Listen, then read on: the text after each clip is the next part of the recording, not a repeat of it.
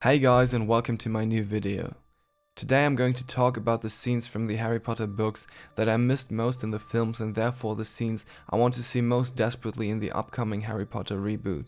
So without further ado, let's get straight into it. First of all, I was very disappointed that the Battle of the Astronomy Tower was not included in the Half-Blood Prince film and instead was replaced by the pointless act of Death Eaters burning down the burrow.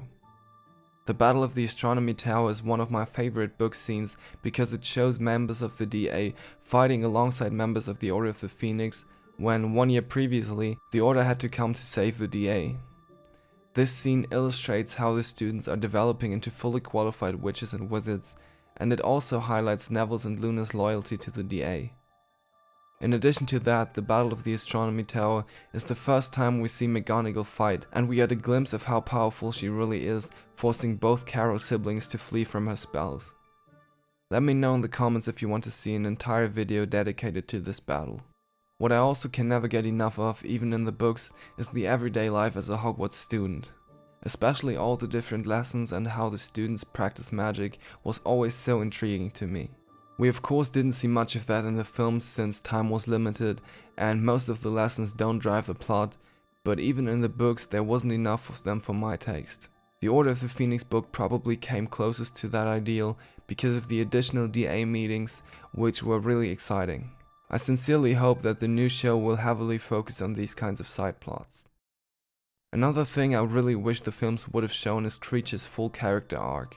I love the notion the books explored of him being this old and bitter person and still being able to change into someone entirely different just by receiving the proper treatment from the people around him. He even throws his pureblood ideals overboard and starts being nice to Hermione in the end, which I think is really beautiful, and the films did him kinda dirty by not showing that. In general, I'd really like to see the time the trio stayed at number 12 Grimmauld Place in the Deathly Hallows preparing for the Ministry heist. And especially the argument in which Harry accuses Lupin of abandoning his unborn child. I always liked how this standing up to someone Harry looked up to highlights Harry's strength of character. Also, the story behind Regulus's death was fascinating and would be a great addition to the show. The next plot point I want the show to get right is how cruel Snape actually was. Of course, I liked Alan Rickman's performance as Snape in the films, but I didn't like how the character was written. In the books we see him frequently bullying children for no apparent reason, to the point where I really don't understand why Dumbledore didn't intervene. I mean, Neville's biggest fear was Snape. Snape basically told Neville that he was worthless on a daily basis. I could imagine this kind of treatment to lead to serious mental health issues, and I can't imagine Dumbledore, whose top priority always was the safety of his students, tolerating this kind of behavior. Maybe he just didn't know about it because no one told him, but if I would have had a teacher like Snape, I would have gone to the headmaster straight after my first lesson. My next point is a really common one. I desperately want a book-accurate Ginny. In the books she was this sassy and extremely popular girl every boy wanted to be with. She had a great sense of humor, was extremely talented at Quidditch and wouldn't take shit from anyone. That's why Harry fell in love with her in the first place, because she's fun and not this typical kind of girl. We've seen in his brief relationship with Cho and his interactions with Hermione that he just can't stand too much girly stuff or irrational emotions, and that's why Ginny is the perfect fit for him. They have great chemistry, whereas in the films, well, they obviously don't.